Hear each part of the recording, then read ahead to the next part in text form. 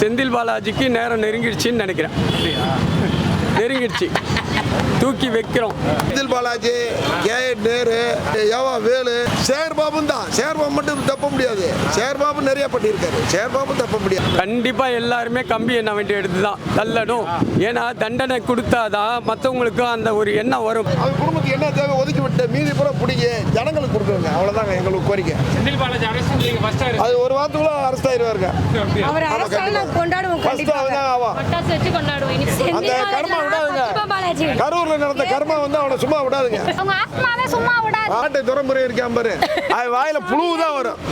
அது வாயில புழுவுதான் வரும். ஆமா கண்டிப்பா. அவன் அந்த இவன் மீசக்காரன் அந்த நக்கீர கோபால் இருக்கான் பாரு, அவன்லாம் ஏன் ஈனப்பிறவி அவன் தமிழ்நாட்டுக்கு பிறந்த சாபக்கேடவங்கலாம். அவங்களுக்கு வீட்டுக்கு என்ன தேவையோ ஒரு வீடு ஒரு கார் என்னமோ கொடுத்துட்டு அவங்ககிட்ட சொத்தை பூரா பிடிக்க ஏழைகளுக்கு கொடுக்கணும். அது கொடுத்தாதான் 8 கோடி மக்களுடைய ஆன்மா சாதி அடையும்.